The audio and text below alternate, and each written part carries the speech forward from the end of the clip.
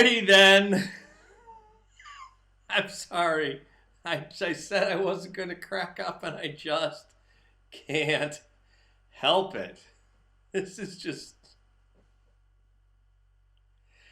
You can't make this stuff up. Can you believe what's going on in D.C.? For those of you that didn't see what was going on today, Matt Gaetz and the rest of the Republicans on the Judiciary Committee and I think Armed Forces Committee and a couple other committees held a presser down in the bunker, down in Shifty Schiff's imaginary bunker, and just coming out saying, look, this is unconstitutional, this is a violation of every precept of fundamental fairness and due process on which America is founded. And then afterward, and if you didn't see it, it's on Patriot Uprising page on Facebook, and it's well worth the 20 minutes or however the presser takes. And at the end, he said, okay, let's see if we can go in. And so they go over and they go into the hearing. And, Shifty Schiff is just, he's verklempt. They disrupted the hearing. They disrupted the taking of very important testimony. He's actually going to ring them up on ethics charges. You can't make this stuff up. It's unbelievable. And I was having a conversation with somebody today, and they said, Timbo, what do you make of all this? I said, well, look, Nancy Pelosi is a lot of things. Nancy Pelosi is a crooked, corrupt politician from way back, old school, Baltimore, okay? Before Elijah Cummings and before all the black mayors and black state's attorneys and all the people that have ruined Baltimore in the last 20 years were ruining Baltimore. It was the D'Alessandro family that was ruining Baltimore, and that's Nancy Pelosi. That's who she is. She's one of these people that came from a political family, just like the Kennedys. The D'Alessandros were the Kennedys of Baltimore, and they made their wealth by public service. Donald Trump's family lost money going into public service. All the Democrats have gotten rich off of it. They've been skimming out of your pockets and my pockets for decades. Nancy Pelosi, Dianne Feinstein, funneling contracts to her husband. Maxine Waters, who lives in a multi-million-dollar mansion that isn't even in her district. These people are criminals. They're actual, honest-to-God criminals. They're felons. We need to get them indicted, get them prosecuted, and get them sentenced. So Nancy is a lot of things, but she's not stupid. Steny Hoyer's not stupid. Chuck Schumer, who I hate, I can at least respect his intelligence. Chuck's not stupid. He's actually an incredibly astute politician. You know who else is an astute politician? Humpty Lumpty. Where's No Nasler been the last few weeks? Right? He realized, you know what? This might not be such a good idea. This might not be going the way we thought it was going to go. We make noises that we're going to impeach him, and then he raises $30 million in a week. He gets 50,000 people in Ilhan Omar's district in Minneapolis. He's like the Grinch, right? They did it without porta potties. They did it with locked doors. They did it without police. And in the face of Antifa. It's like, yeah, you had 50,000 people there. The mayor tried to shut down the venue. No dice. So the mayor took away the garbage cans. The mayor took away the porta potties. He did everything he could to inconvenience them, and still they came. And for all of their trouble, what do they have now? Minnesota is not only in play, according to the latest polls, it's leaning toward Trump. Minnesota, the only state that went red in 1984 when the sea of suburban blue swept from coast to coast. Every single state went Republican. They said it was a red pool float in a suburban swimming pool. You had DC, and then you had Minnesota. And that's all there was. Rectangular Minnesota was the pool float in the suburban blue pool of America.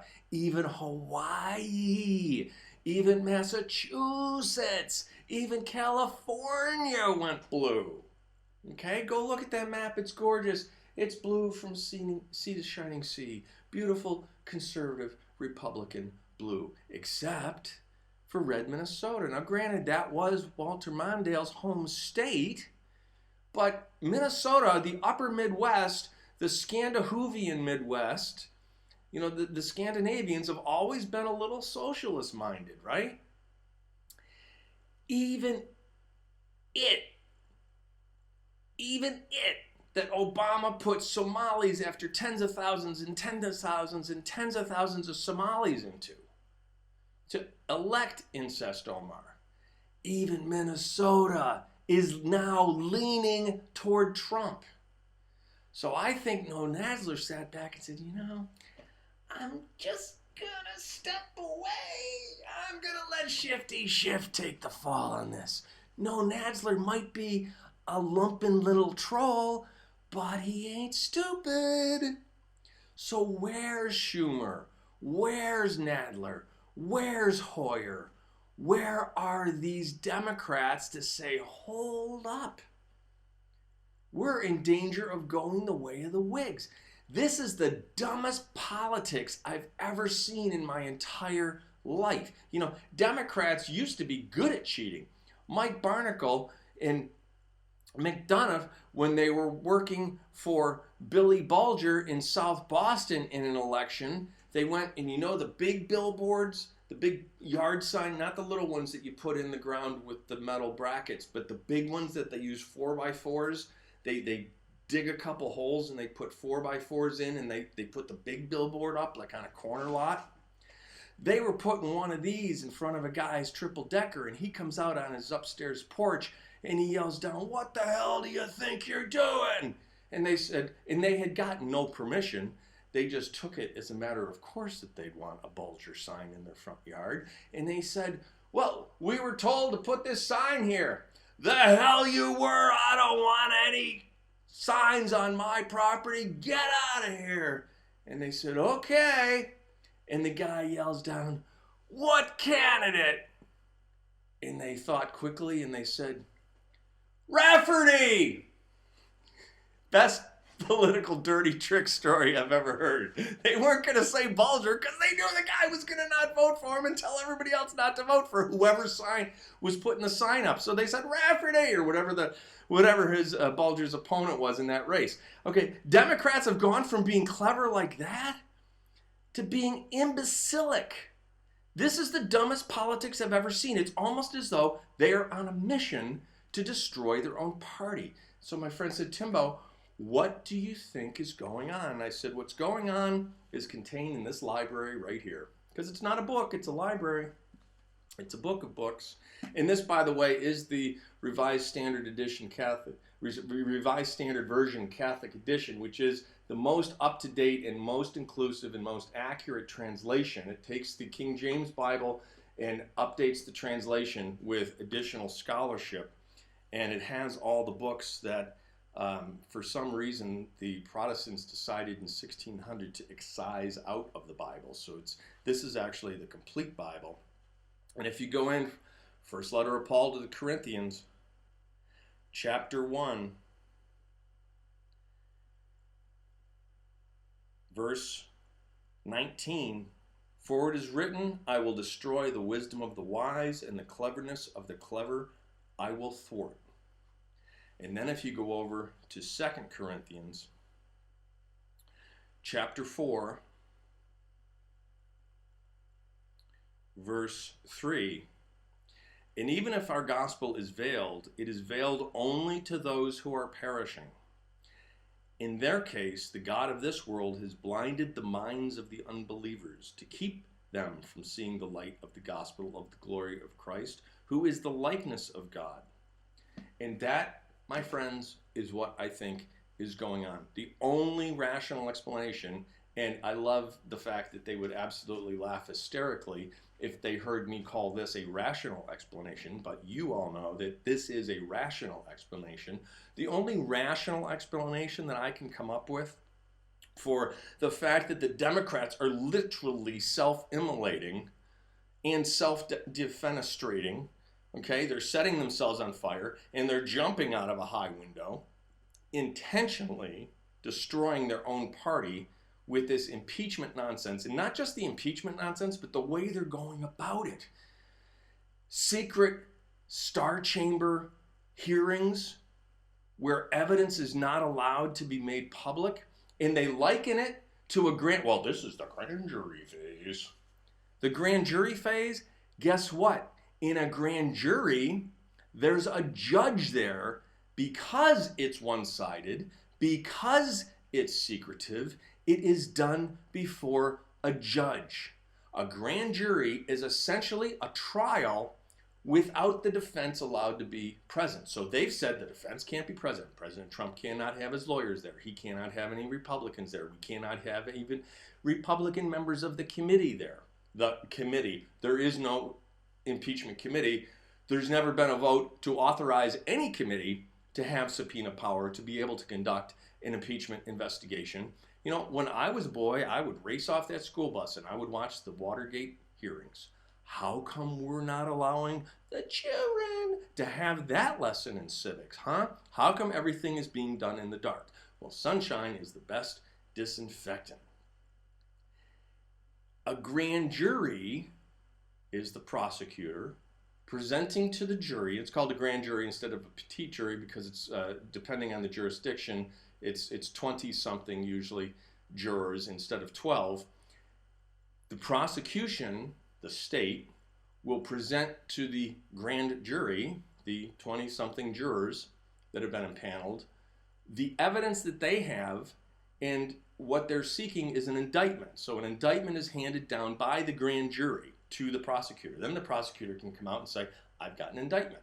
And then they can secure an arrest warrant, and then they serve the arrest warrant, and you know the person's indicted, and now there's a criminal trial, and it's public and everything, right? But all of that grand jury proceeding is done before a judge because the judge is there to make sure that the law is obeyed, that the prosecutors do not abuse their power.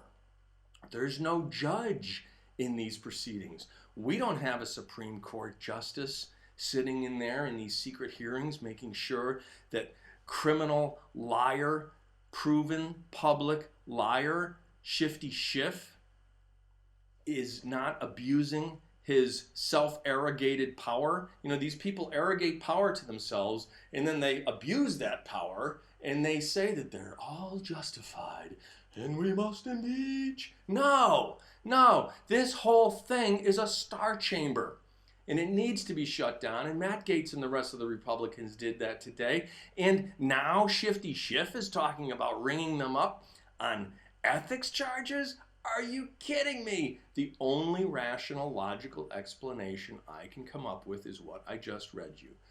God is confounding their wisdom, their intelligence.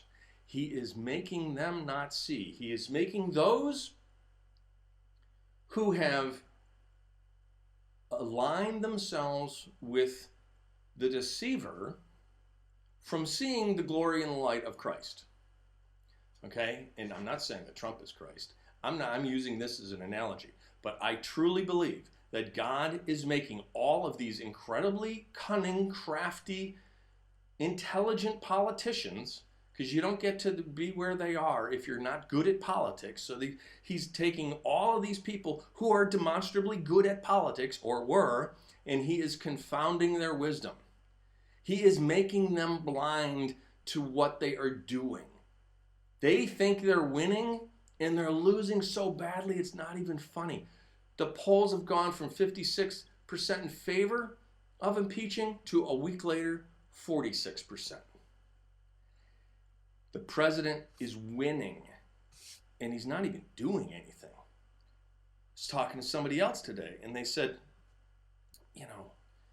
these tweets, how can people not see what he's doing? And it's like, it's a beautiful thing what he's doing. He's literally drawing the hate to himself, right? He's shining a spotlight on himself. He's pointing neon arrows toward himself. He's calling attention to himself, inciting their hatred, provoking their hatred, drawing their hatred, and then he exposes their hypocrisy.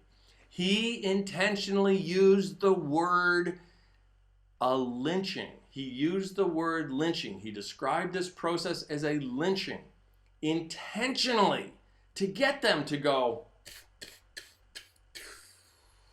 "You're a racist!" Meanwhile, they actually belong to the party of Jim Crow, the KKK, and wait for it, lynching. So there's hypocrisy number one shown. Hypocrisy number two, and the big hypocrisy though, he waits a few days until everybody, even the rhinos, even the Bill Cristols, even the Pierre Delectos, oh, that was a poor choice of words. Oh, that was unacceptable. Even Tim Scott, come on, Tim Scott, I'm really disappointed in you.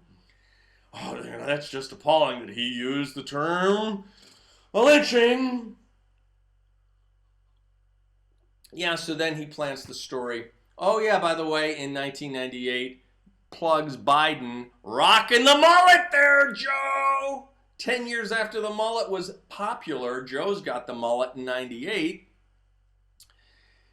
Yeah, he described the Clinton impeachment as a lynching. So how about that? He does it all the time. He draws their attention, he draws their ire, he draws their criticism, and then he exposes their hypocrisy because they have done exactly what they're accusing him of doing.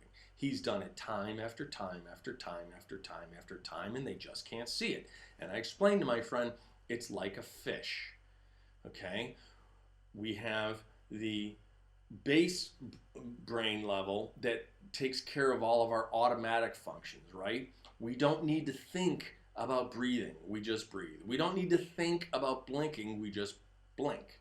We don't need to think about what body temperature we are and whether we need to have goose flesh or perspire. Our body does that automatically, okay? Then you, on top of that level of brain development, you have the reptilian brain, which is a response to stimulus. Even insects have this. It's not even reptilian, right? Response to stimulus. That's how I can kill flies all the time, because I use their neurobiology against them. A fly is wired to, it's a complex eye. You've all seen the movie The Fly, where all of a sudden, the girl comes in and you see her head like all over because it's a complex eye. It's a whole bunch of different eyes in the two eyes. And what it does, it's wired so that it will be able to calculate. It will immediately, the instinct is to react, to fly away in a way that will enable it to evade the stimulus it's receiving, the visual stimulus, and then the air pressure on the hairs on its body will further inform that neurobiology, the fly's neurology. So if you come at the fly with a newspaper, for example, you're coming from one direction, so the fly sees this big thing coming in, you're pushing the air in front of it, so all of a sudden a wave of air hits the fly on this side of the body, but not that side, so the fly knows to fly off that way to escape the newspaper. Well, the way to kill a fly every single time, you orient along its vertical axis. So if the fly is like this, you come at it like that. If the fly turns, then you come at it like that. You come at it from both sides at the same time, slowly at the same rate of speed, same direction, same rate of speed. They cannot determine a difference. Okay, they can't see that stimulus because both hands are coming at the same rate of speed, and then you, boom. and they fly up into your hand because you're pushing air down onto them as well, just like the newspaper, except it's coming from both sides, so they fly straight up. They will fly into your hands every single time. The only way it doesn't work is if they change the orientation of their body and you don't change the orientation of your hands. If you go along their midline, both hands, same direction, same rate of speed, boom, they fly up into my palm every single time, and then you just, if that doesn't kill them, that just stuns them, so you grab a paper towel or a Kleenex, and then you have to be sure to wash your hands because flies do carry a ton of germs. So that's the neurobiology of a fly. What's the neurobiology of a fish?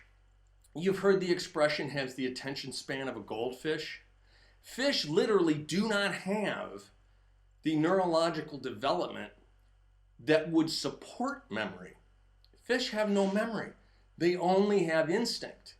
Okay, so when you cast, if you're going fly fishing, different kind of fly, not a house fly, if you're going fly fishing and you throw a larva, a nymph fly out there, or you flow, a black fly, if the black flies are hatching, you use a black fly, or if the mayflies are hatching, you use a mayfly fly, right? But whatever lure you're using, whatever fly, you present that to the fish, and it will inspire an instinctive reflex reaction. Okay? Fish just sees stimulus, boom, response. It goes to hit the fly to get a meal. President Trump has a gorgeous Chinook salmon, just like the one he was posing in when our friend the bear came in behind him, and everybody thought the bear was going to eat the president, but no, the bear puts his arm around the president wearing a MAGA cap. Great meme, right? He's got a beautiful, beautiful salmon like that, but he's put it into a little child's wading pool. So you got this fish swimming around the wading pool, and the president goes out, he throws a fly in, the salmon jumps at it. He catches that salmon, and he holds it up for all the world to see, and then he takes the fly out, and he puts the salmon back into the wading pool.